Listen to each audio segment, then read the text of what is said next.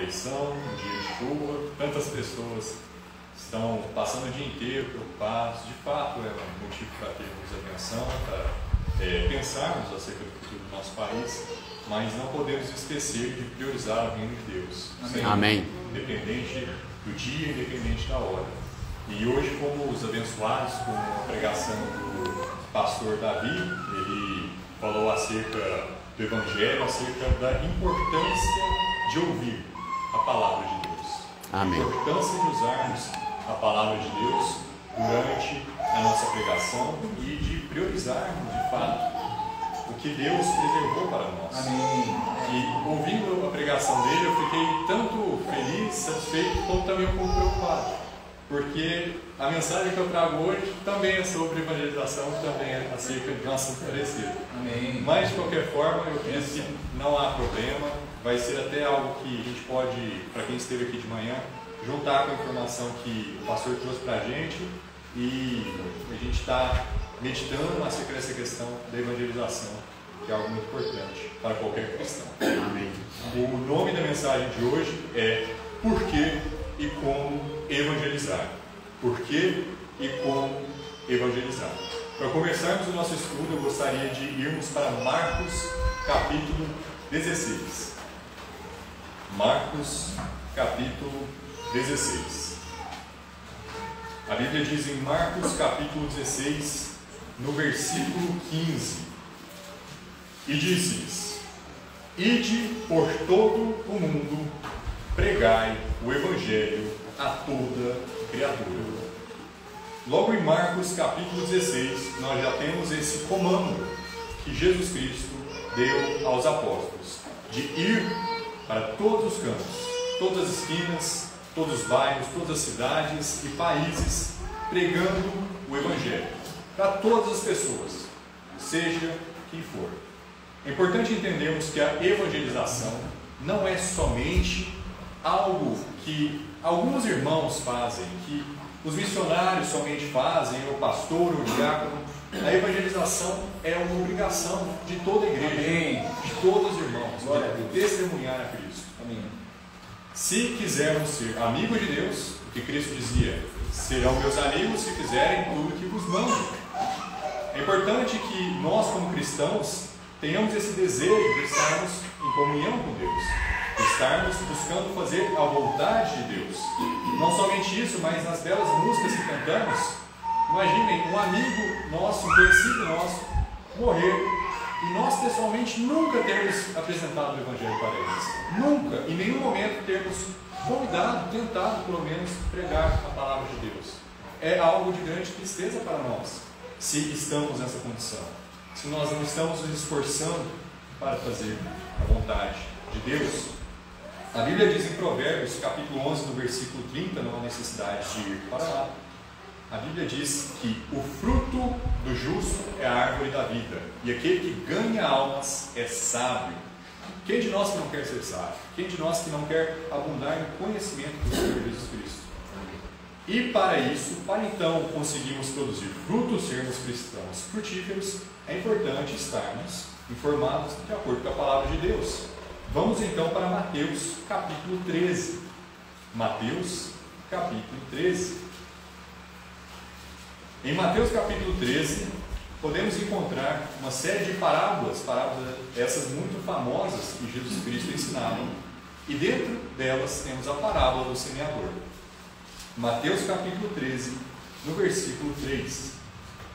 E falou-lhe de muitas coisas por parábolas, dizendo: Eis que o semeador saiu a semear. E quando semeava, uma parte da semente caiu ao pé do caminho, e vieram as aves e comeram-na. E outra parte caiu em pedregais, onde não havia terra bastante, e logo nasceu, porque não tinha terra funda. Mas vindo o sol, queimou-se e secou-se, porque não tinha raiz. E outro caiu entre espinhos, e os espinhos cresceram e sufocaram. E outra caiu em boa terra e deu fruto, um a 100, outro a 60 e outro a 30. Algum dia, cada um de nós que está reunido aqui hoje ouviu o Evangelho, talvez por um conhecido, talvez por um amigo, talvez por um completo estranho. O fato é que ouvimos o Evangelho. Alguém foi e buscou produzir esse fruto para Deus. Alguém teve compaixão de nós, pregando assim o Evangelho. É necessário que tenhamos esse desejo de sermos cristãos frutíferos, produzindo 100, 200, 300, cada vez se esforçando mais para produzir fruto para Deus. E quando buscamos evangelizar, existem 3 princípios que é importante de termos em mente quando formos apresentar o plano de salvação para qualquer pessoa que for. O primeiro ponto é mostrar a palavra de Deus. Como o pastor Davi muito bem mencionou, a palavra de Deus é o poder para a salvação. A palavra de Deus é perfeita, é santa e justa. E a fé vem por ouvir da palavra de Deus. Além de mostrarmos a palavra de Deus e tendo como prioridade isso, o segundo ponto é explicar, correlacionar. Olha, esse versículo fala de uma informação parecida com esse outro versículo. É traçar uma linha de pensamento para quem estamos evangelizando, é usar ilustrações, é usar figuras para deixar mais fácil para a pessoa compreender. O homem natural não recebe as coisas do Espírito. Portanto, uma pessoa que não é salva, ela não tem a mesma facilidade para entender a Bíblia que nós, que já temos o Espírito Santo, que já somos salvos, temos. E o terceiro ponto é uma conclusão, de revisar, fazer perguntas. O pastor Davi também muito bem falou, que é uma forma de fazer com que a pessoa reflita sobre o que estamos ensinando, ela se coloque naquele lugar. Eu tenho certeza, se eu morresse hoje eu iria para o céu? Quando eu sei que eu sou salvo? Poxa, perguntas como essa não só mostram que a pessoa está entendendo, mas fazem ela estar mais envolvida no assunto que estamos explicando. Vamos para 1 Pedro, capítulo 1. 1 Pedro, capítulo 1. A Bíblia diz no versículo 23: sendo de novo gerados, não de semente corruptível, mas da incorruptível, pela palavra de Deus viva e que permanece para sempre. A palavra de Deus é essa semente corruptível. A palavra de Deus é o que nós precisamos para trazer alguém para Cristo. Eu vou usar aqui uma breve ilustração. Alguém aqui tem algum tipo de jardim, algum tipo de hortaliça em casa, uma árvore que traz frutos? Qualquer tipo? Ok.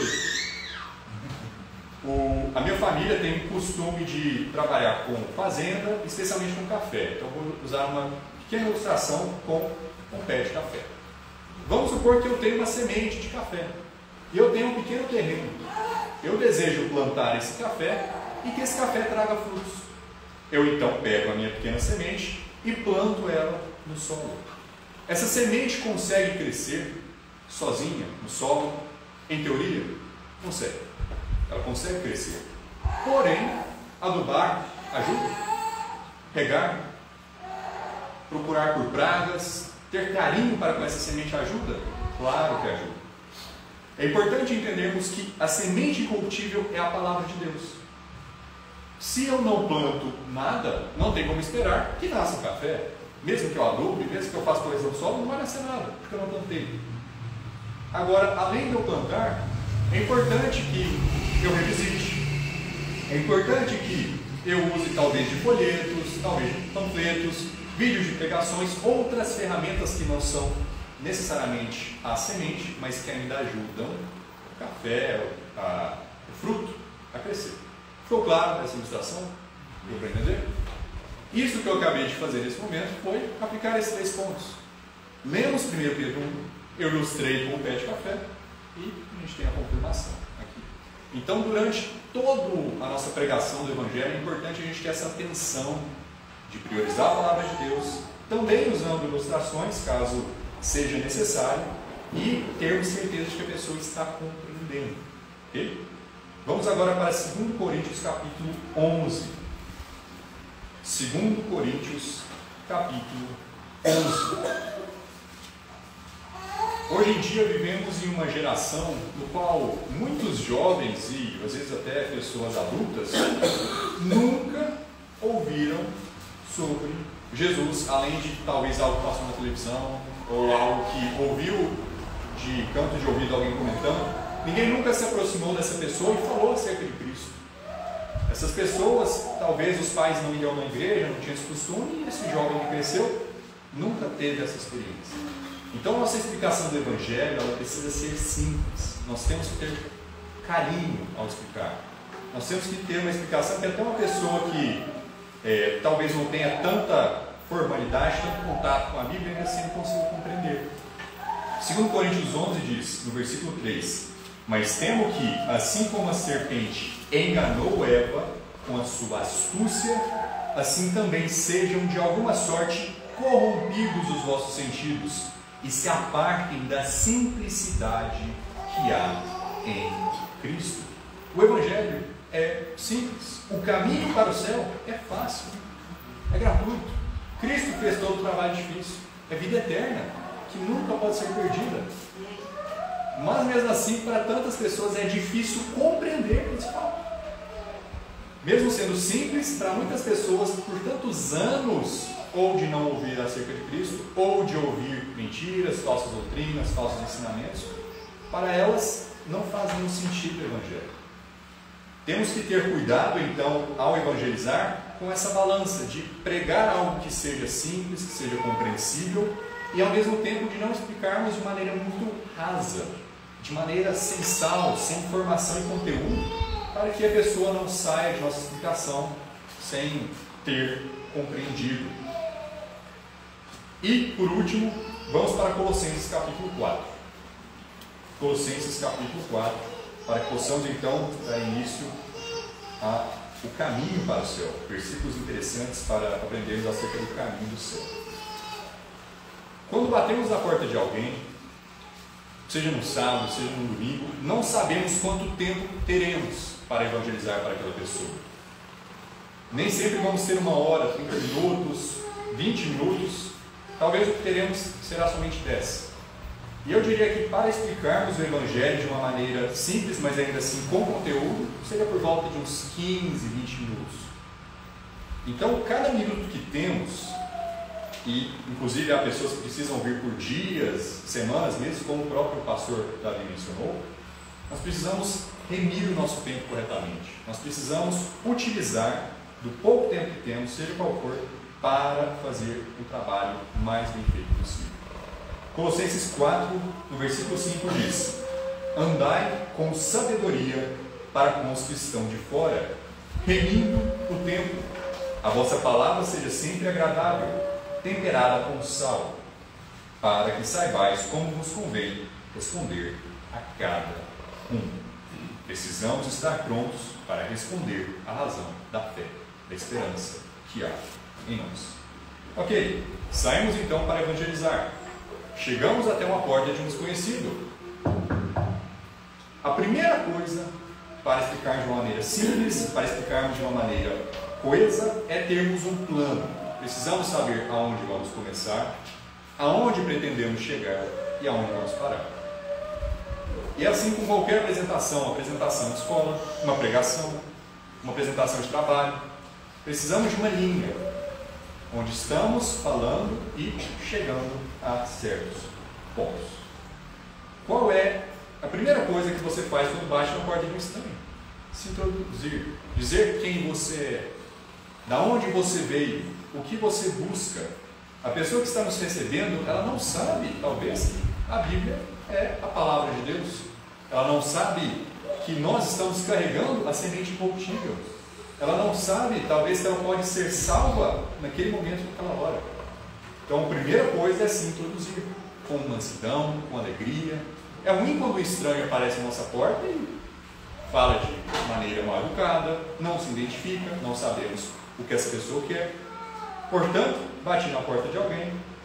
Bom dia, eu sou o João Vitor Moraes, da Igreja Batista Boas Novas, da cidade de Campo Belo.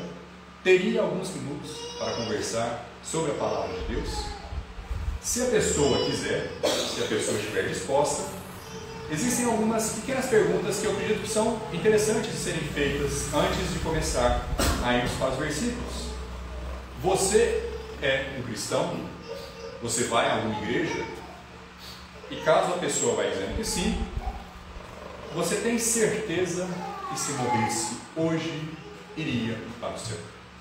Essa pergunta é extremamente importante. E a segunda pergunta, após essa, também é: existe algo que você possa fazer para perder essa salvação? Essas perguntas já nos ajudam a compreender, talvez, de que ponto essa pessoa veio, de que igreja, de que denominação, que tipo de informações ela já recebeu anteriormente antes de chegarmos à sua porta. Mas independente de qual for o contexto, seja um ateu, seja um católico, um testemunho de Jeová, Assembleia de Deus, um islâmico, um judeu, o Evangelho é o mesmo para todos. E precisamos focar nos mesmos pontos para todos. Primeiro ponto, então, para que uma pessoa possa ir para o céu, para que uma pessoa possa ser salva, é reconhecer que somos pecadores. Temos que reconhecer que temos falhas, que temos erros. Caso contrário, como vamos então ver a necessidade de um Salvador?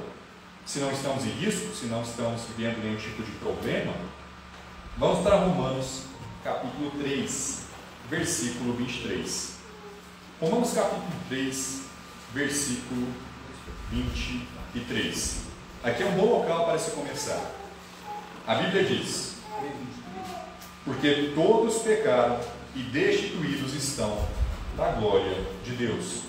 Todos nós temos falhas, todos nós temos erros, todos nós tropeçamos em algum ponto ou outro. E como o pastor Davi também mencionou, é importante que nós estejamos inclusos nesses pecadores. Porque é verdade, nós somos falhos, por mais que tenhamos nascido de novo e o novo homem permaneça em nós, o velho homem ainda é falho, o velho homem ainda peca. Então precisamos não somente chegar e dizer: você é um pecador, você vai para o inferno, mas que tal?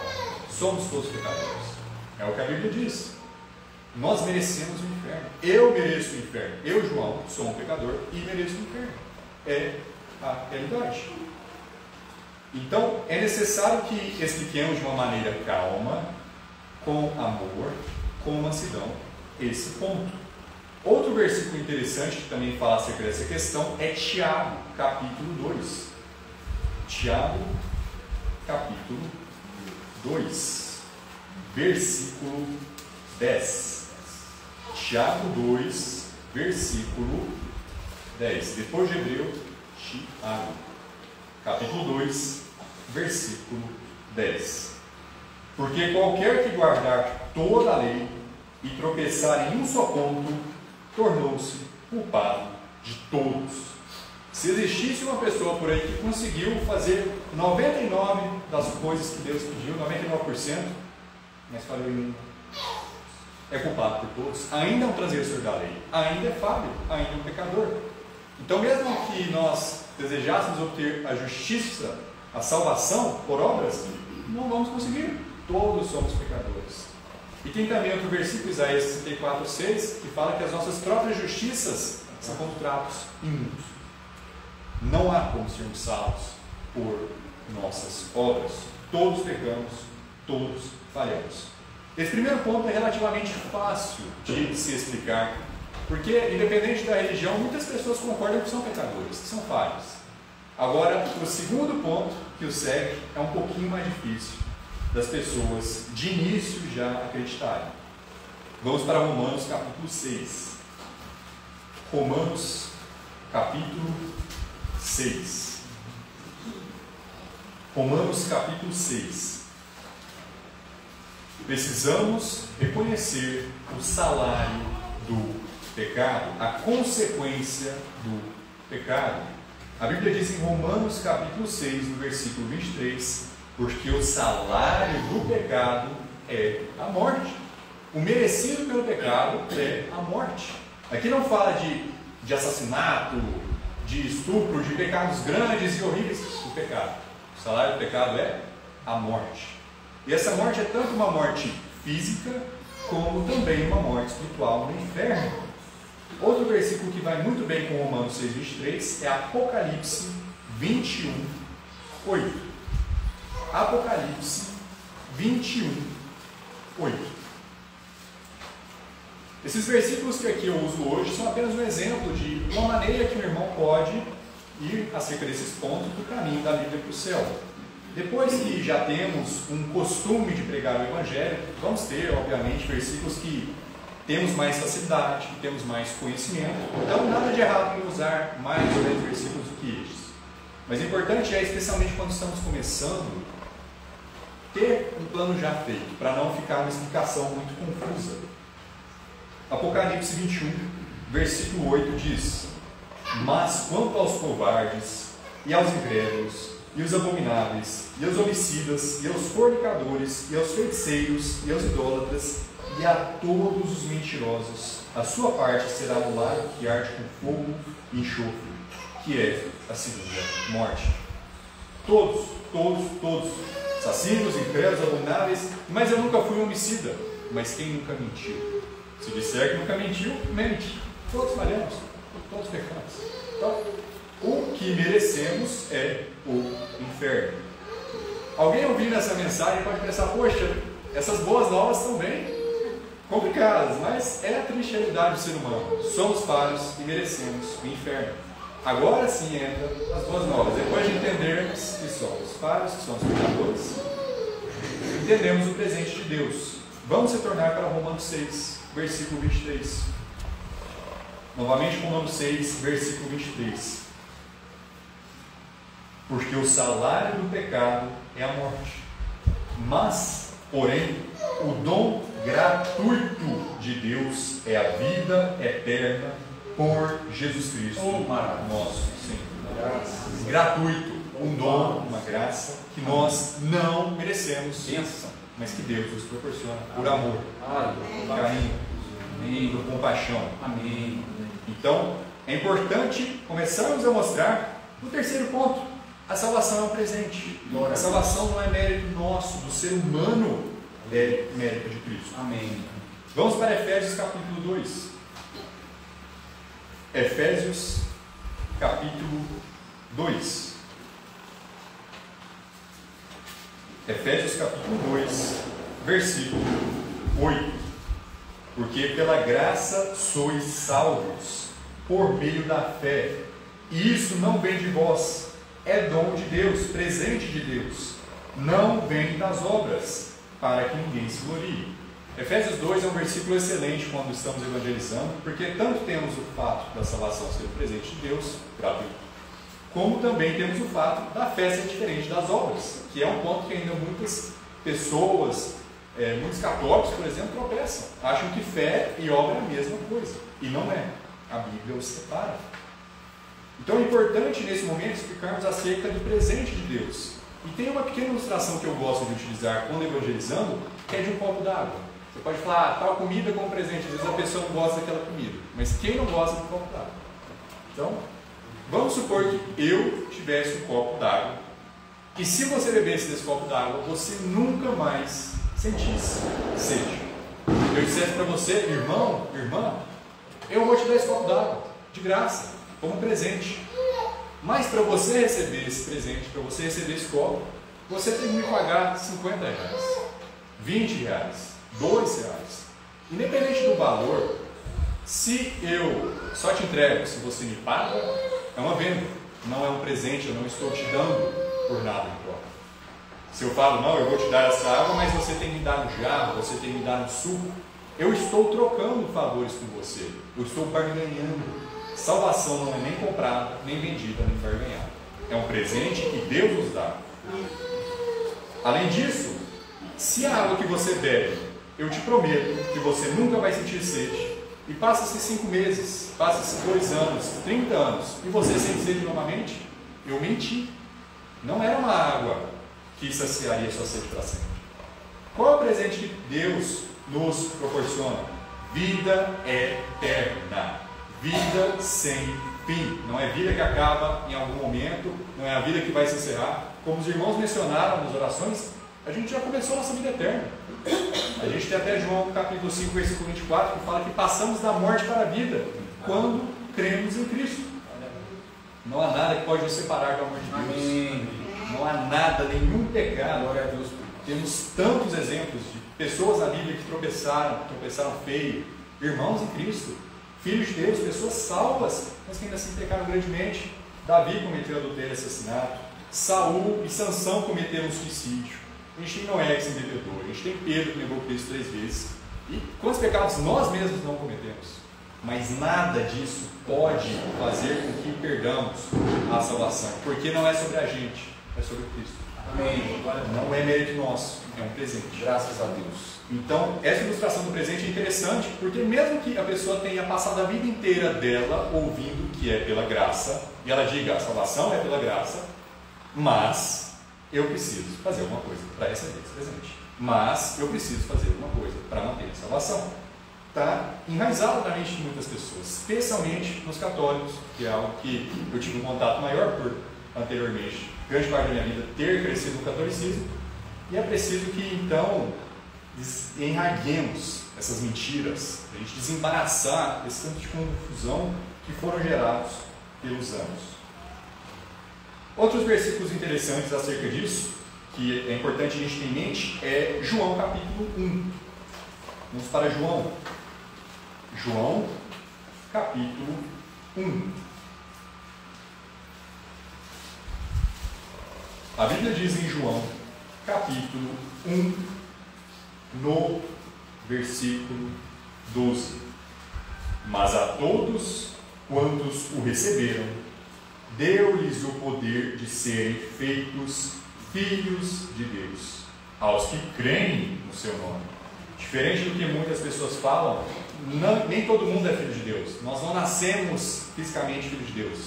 Para nos tornarmos filhos de Deus, precisamos nascer de novo. E como nascemos de novo? Recebendo Cristo. É o que João 3,16 diz. Crendo em Cristo, nós conseguimos receber a vida eterna. Amém. Ponto final. Nós somos filhos de Deus. Um filho pode em algum momento fazer algo para deixar de ser parente do seu pai. Um pai pode fazer alguma coisa para deixar de ser pai do seu filho. Impossível. E aqui é até interessante se utilizarmos outra ilustração, caso a pessoa não tenha compreendido do presente. Eu pessoalmente só usaria ou do filho ou do presente, as duas em sequência. Se a pessoa tiver compreendido uma, não seria necessário, na minha opinião. Mas qual é a ilustração dos filhos? Vamos supor que eu tivesse 2 filhos, um extremamente obediente, um extremamente zeloso, que me trata com muito carinho, e um extremamente rebelde, desobediente, mente para mim, me maltrata, não me obedece. Filho A, filho B. Algum deles é mais meu filho, biologicamente? Não. Algum deles pode deixar de ser meu filho? Não. Há pais que falam para seus filhos, você não é mais meu filho, e há filhos que falam para seus pais, você não é mais meu pai. Mas na realidade, é impossível. O fato de você existir mostra que você é filho de um pai, não. Nada pode separar disso. Assim também é quando nascemos de novo. A semente permanece. Nada pode apagar. Amém. E então alguém pode nos dizer, mas você então está dizendo que podemos pecar e fazer o que quisermos e não vai haver consequência alguma.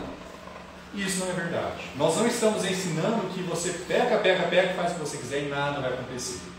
Vamos para Hebreus capítulo 12. Hebreus capítulo 12.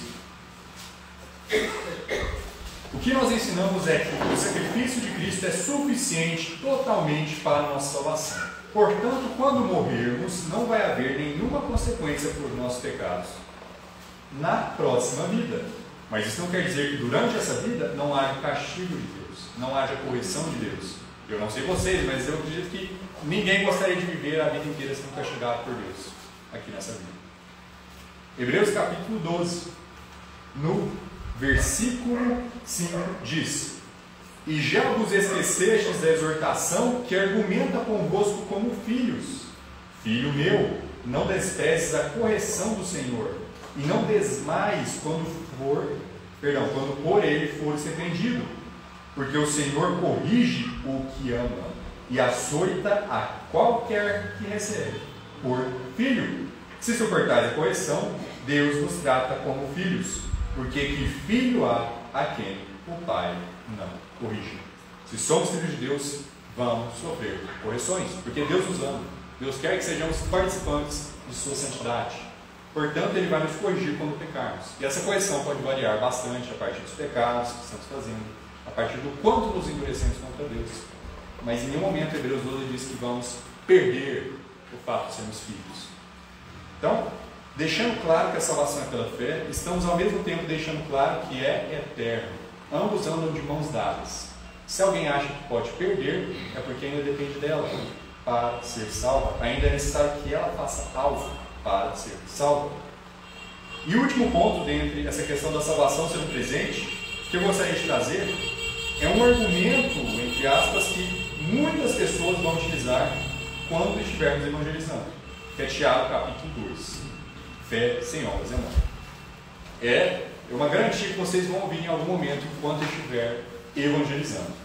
E quando nós somos novos convertidos, talvez Tiago capítulo 2 pareça de fato um versículo que ensina algo contraditório, talvez. Mas quando estudamos de fato a Bíblia, quando começamos a comparar versículo com versículo, fica claro que Tiago é tanto a palavra de Deus como qualquer outro livro. E na palavra de Deus não há erro, não há falha, não há corrupção. Tiago capítulo 2, vamos aqui para o versículo 17. Assim também a fé, se não tiver as obras, é morta em si mesma. Poxa, se você ensina que eu só preciso de fé para ir para o céu, mas eu não tenho obras, então a minha fé é morta e eu não sou salvo de verdade. Um salvo de verdade é um que tem a fé viva, é um que tem a fé de obras. Muitas pessoas vão dizer isso. E vamos continuar lendo aqui no versículo 19. Tu crês que há um só Deus, fazes bem. Também os demônios o creem e estremecem. Mas, homem vão, queres tu saber que a fé sem as obras é morta? Porventura nosso pai Abraão não foi justificado pelas obras quando ofereceu sobre o altar o seu filho Isaque? Abraão foi justificado pelas obras? Abraão foi salvo por conta das obras dele? Não. Abraão foi de fato justificado pelas obras, de alguma forma. Mas como exatamente? Mantenha em Tiago capítulo 2 e vamos agora para Romanos capítulo 4. São passagens que falam de informações muito parecidas. Romanos capítulo 4. Romanos capítulo 4, mantendo ainda o dedo em Tiago 2. Romanos 4, versículo 1, vamos deixar o resultado da eleição para depois. Romanos 4, versículo 1. Que diremos, pois, ter alcançado Abraão, nosso pai, segundo a carne? Porque se Abraão foi justificado pelas obras, tem de que se gloriar, mas não diante de Deus. Pois que diz a Escritura? Creu Abraão em Deus, e isso lhe foi imputado como justiça. Ora, aquele que faz qualquer obra, não lhe é imputado o galardão, a recompensa, segundo a graça, mas segundo a dívida. Mas aquele que já fé morta, mas aquele que não pratica, aquele que não vai à igreja, aquele que não obedece, mas crê naquele que justifica o ímpio, a sua fé lhe é imputada como justiça. Cristo não pagou por certa parte dos nossos pecados. Cristo não parcelou a nossa salvação, uma parte eu pago, outra você paga. Pagou tudo. Portanto, bem-aventurados aqueles cujas maldades são perdoadas e cujos pecados são cobertos. Bem-aventurado o homem a quem o Senhor não imputa o pecado, porque Cristo tomou o preço, tomou o peso dos nossos erros, das nossas falhas, dos nossos tropeços.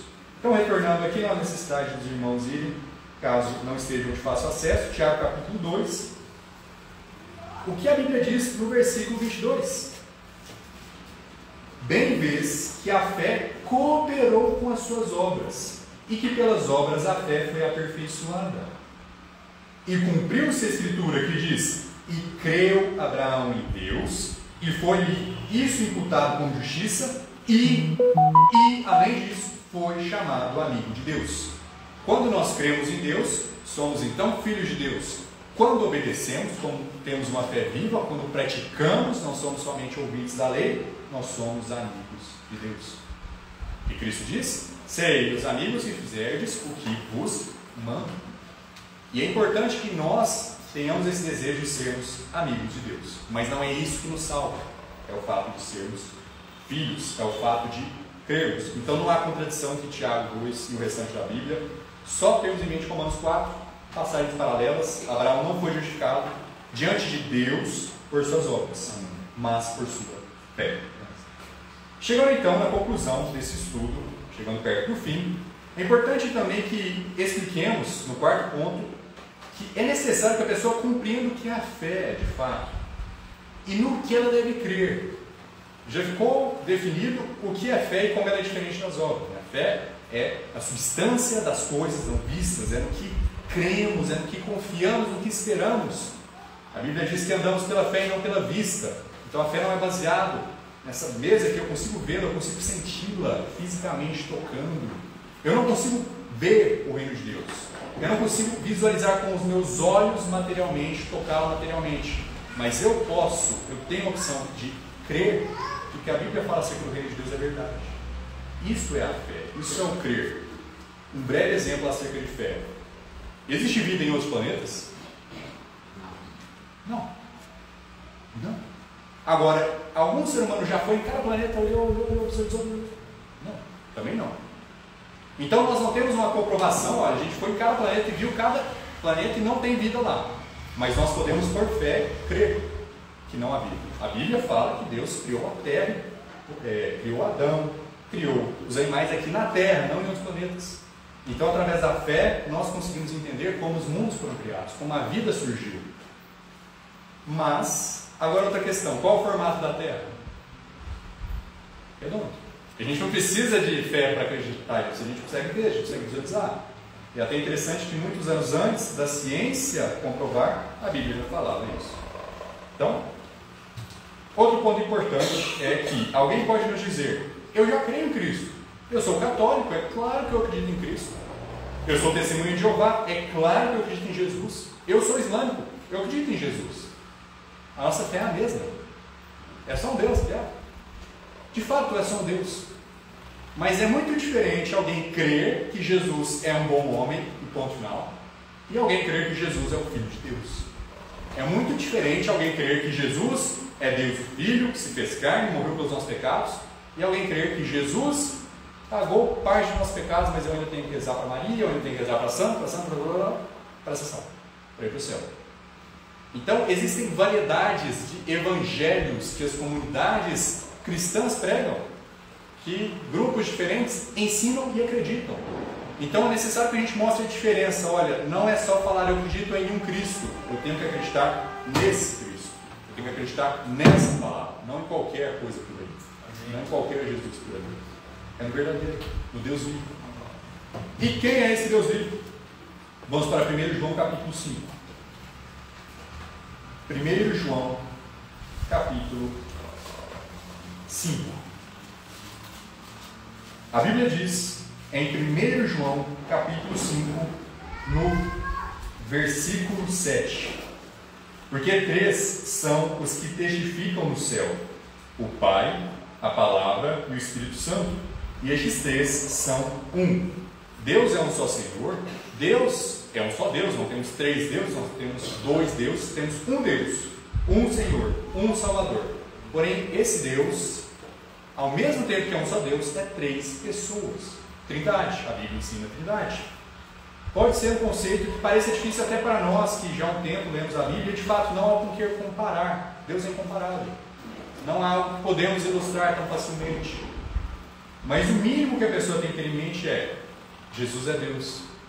Deus o Pai também é Deus, o Espírito Santo também é Deus, mas eles são pessoas separadas. O Filho veio para fazer a vontade do Pai, não do Pai. Jesus dialoga com Deus o Pai. Jesus fala que o Pai vai enviar outro Consolador. Logo, Jesus não é o Espírito Santo, o Pai não é o Espírito Santo. Um só Deus, 3 pessoas. E o que é especial temos de Jesus? Ele se fez carne.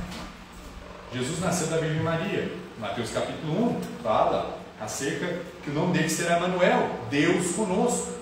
João 1 fala que a palavra se fez carne.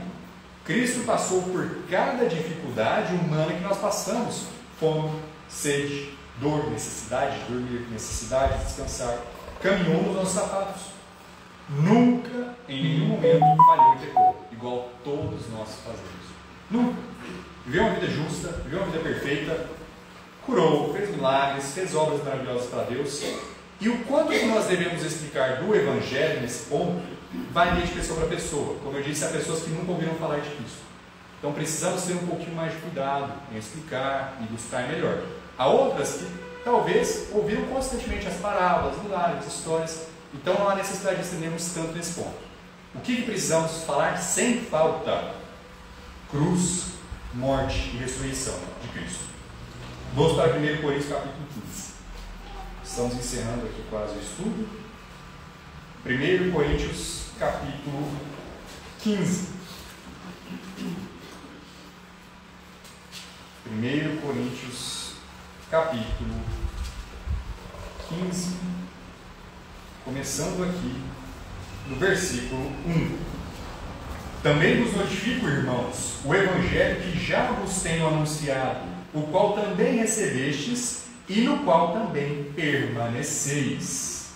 Ok? Então, o que é o evangelho de fato? Quando estamos falando de evangelho? Pelo qual também sois salvos, se o retiverdes tal como vos tenho anunciado, se não é que crestes em vão. O que é crer em vão? Crer em outro evangelho, não crer na verdade. Porque primeiramente vos entreguei o que também recebi, que Cristo morreu por nossos pecados, segundo as Escrituras, e que foi sepultado, e que ressuscitou ao terceiro dia, segundo as Escrituras, e que foi visto por Cefas e depois pelos 12. Cristo morreu pelos pecados de todo mundo. Foi crucificado, bateram nele, cuspiram, blasfemaram, chicotearam, fizeram todo tipo de humilhação. E ainda assim crucificaram. Morte de crucificação é uma morte terrível. Você morre por asfixia. Seu sangue para de circular no seu corpo, cai com gotejo e gotejo, até que você não consegue mais respirar. Uma morte que demora. Não é à toa que eles quiseram quebrar os pés dos que estavam crucificados, para acelerar esse processo. Cristo passou por tudo isso aqui e ainda mais pior no inferno por nós. Por 3 dias e 3 noites, Cristo sofreu pelo pecado de João, pelo pecado do irmão, da irmã, do descrente, do islâmico, do judeu, seja quem for. Cristo pagou por todos os pecados. E outro versículo interessante acerca disso, Colossenses capítulo 2, próximo de 1 Coríntios. Colossenses capítulo 2,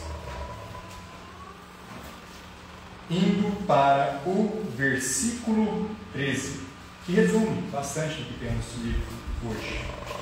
E quando vós estáveis mortos nos pecados e na incircuncisão da vossa carne, vos vivificou juntamente com ele, vos deu vida, perdoando-vos algumas ofensas, poucas ofensas, parte de ofensas, todas as ofensas, havendo riscado na cédula que era contra nós nas suas ordenanças, a qual de alguma maneira nos era contrária, e atirou no meio de nós, cravando-a na sua cruz. Cristo trouxe com ele para o Calvário cada erro que nós fizemos. Morreu, pagou por tudo, totalmente tudo, e ressuscitou. Com isso nos dando a esperança de que se cremos nele, se confiamos nele, se esperamos nele, podemos também ressuscitar. E no dia que morrermos, podemos ser como o malfeitor que foi crucificado com ele, que esteve com ele no paraíso, no dia em que morreu. Não há espera, não há fila de espera para o céu, não há pausa, direto podemos estar com o Senhor. Então, o último versículo acerca dessa questão, onde vamos encerrar então, já explicamos, somos pecadores, salário do pecado, salvação é gratuita, usamos ilustração, falamos acerca da crucificação. A última coisa que falta para a pessoa ser salva é ela aceitar isso, ela escolher depositar sua fé nisso. Romanos 10, vamos encerrar em Romanos 10. Romanos capítulo 10. Romanos capítulo 10, versículo 9. A saber, se com a tua boca confessares ao Senhor Jesus e em teu coração creres que Deus o ressuscitou dentre os mortos, serás salvo. Visto que com o coração se crê para a justiça e com a boca se faz confissão para a salvação. O que a Bíblia quer dizer com isso? Alguma pessoa, vamos supor um ateu, eu prego o evangelho inteiro para um ateu. O ateu fala, eu acredito que a Bíblia ensina que a salvação é pela fé. Eu acredito que a Bíblia ensina que Jesus morreu pelos meus pecados. Mas eu não confio nisso. Mas eu não creio nisso como verdade absoluta. Ele pode saber o que a Bíblia diz, mas não confiar nisso. O invocar o nome do Senhor, então, é esse momento final. Que depois que temos explicado todo o Evangelho, fazemos o chamado para aquela pessoa que está ouvindo a palavra de Deus, que está entendendo o Evangelho, para personalizar isso, para clamar o nome do Senhor, para depositar a sua confiança na palavra de Deus. E é nesse momento que entra a oração. Então, nós convidamos a pessoa para a oração e eu recomendo que nós chamemos ela para orar após nós, a gente auxiliar ela nessa oração. E pode ser algo simples, como por exemplo: Senhor Jesus, eu reconheço que sou um pecador e que mereço ir para o inferno, mas eu creio em Ti, eu confio em Ti, me salve, me dê a vida eterna, me perdoe os meus pecados. Em nome de Jesus Cristo eu oro, amém. Uma curta oração, só para rever esses pontos que foram mencionados e também para que a pessoa tome essa decisão de fato pessoal, de crer, de confiar. A gente não está lá para orar essa oração e falar: oh, mais uma salvação, ganhei uma alma, gente, irmãos, ganhei uma alma. O foco nosso é que a pessoa entenda, que ela compreenda, que ela veja o quanto que o Evangelho é poderoso. E então encerramos a oração. Porém, no versículo 14: como, pois, invocarão aquele em quem não creram? E como crerão naquele de quem não ouviram? E como ouvirão se não há quem pregue? Como as almas perdidas vão ouvir a palavra de Deus? Como a semente corruptível vai ser plantada? Se nós, do qual foi dada a ministração da reconciliação, se nós, a quem Cristo enviou para pregar o Evangelho a toda criatura, não nos levantarmos, não sairmos de casa e irmos de porta em porta, para amigos, para familiares, para desconhecidos, pregando o Evangelho. Como que as pessoas vão ser salvas? Como elas vão ouvir se não há quem pregue? Então precisamos fazer a nossa parte. Precisamos entender que Deus nos comanda ao evangelismo, que Deus nos envia a pregar a palavra de Deus. Essa igreja e todas as igrejas têm esse dever. E nós podemos fazer isso juntos, podemos nos reunirmos em um final de semana: ah, eu não posso domingo, vai sábado, eu não posso sábado, vai sexta, não posso sexta, vai terça, vai segunda, qualquer dia. Sempre vai ter alguém na mesma condição que você, que eu trabalho de manhã, eu trabalho de noite, eu só estou livre tal horário. Tem alguém também nessa mesma situação. E essa pessoa pode ouvir a palavra de Deus. Eu sou bom. Ah, mas não foi salvo, só ouviu parte e não quis ouvir mais. Você plantou a semente. O irmão vai e rega. Outra pessoa vai e tenta de novo. E tenta de novo. De pouco a pouco, a gente pode fazer uma pessoa para mim. De pouco a pouco. Mas o importante é que façamos a nossa parte. 1 Coríntios, capítulo 9, no versículo 16 diz: porque se anuncio o Evangelho, não tenho de que me gloriar, pois me é imposta essa obrigação. E ai de mim, se não anunciar o Evangelho. Oremos. Senhor Todo-Poderoso, Criador do céu e da terra, amém. Tu que é o Rei dos Reis, Senhor dos Senhores, muito obrigado pela oportunidade de estarmos aqui hoje reunidos na Tua casa, ó Senhor, ouvindo a Tua palavra, cantando louvores, hinos em Teu nome, porque Tu é justo, ó Senhor, Tu é bom. Nós somos falhos, nós tropeçamos cada vez, todo dia, mas mesmo assim, a Tua compaixão, o Teu amor foi tão grande que, enquanto ainda pecadores, Cristo morreu por nós. Muito obrigado pela Tua salvação, ó Senhor, muito obrigado pela Tua palavra, e nos ajude a evangelizar, nos ajude a fazer essa obra com sabedoria e com mansidão. Muito obrigado por tudo, em nome de Jesus Cristo oramos. Amém. Amém.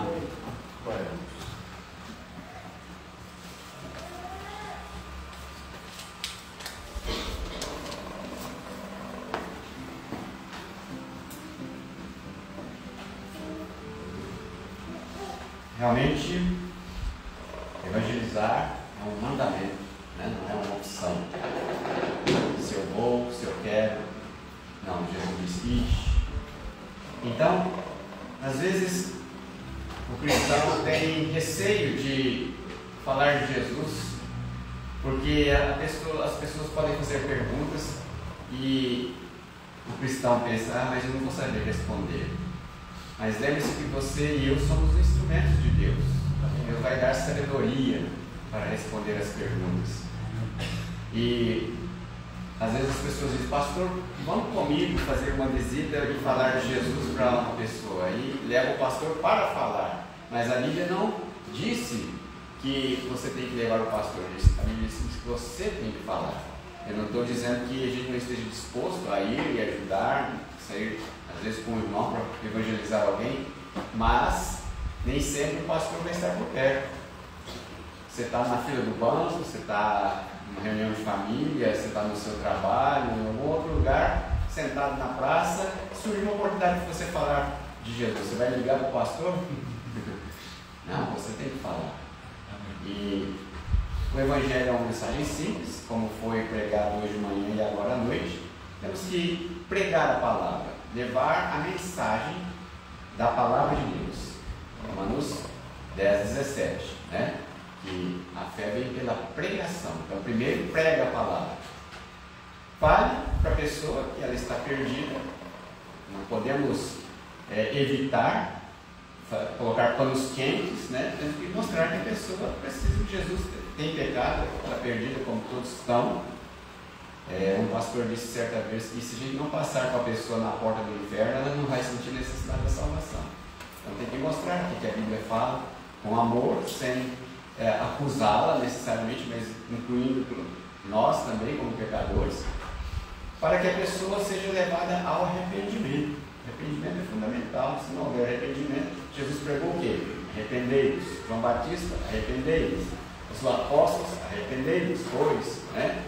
E então, prega a palavra, mostre a necessidade, arrependimento, a salvação tão somente pelo sacrifício, pela obra de Cristo, e faça o apelo. Se quer entregar sua vida a Jesus, né? Use ilustrações, explique com clareza, sem complicar, com simplicidade e com base na oração.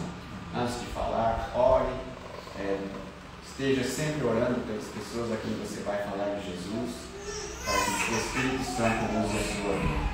E assim cumpriremos o ID, né? Mas não tenha medo de falar de Jesus. Comece e você vai ver que Deus vai guiar as suas palavras, sua mente, seu coração para testemunhar, responder perguntas. Não é vergonha dizer, essa pergunta eu não sei te responder agora, mas eu vou te trazer a resposta, né? Então, mas não tenha medo de falar de Jesus. Tenha medo de ver almas indo para o inferno por falta do nosso testemunho. Nós vamos cantar mais um cântico, vamos ficar em pé, por favor, e vamos louvar ao nosso Deus com mais este hino, antes de encerrar o nosso culto.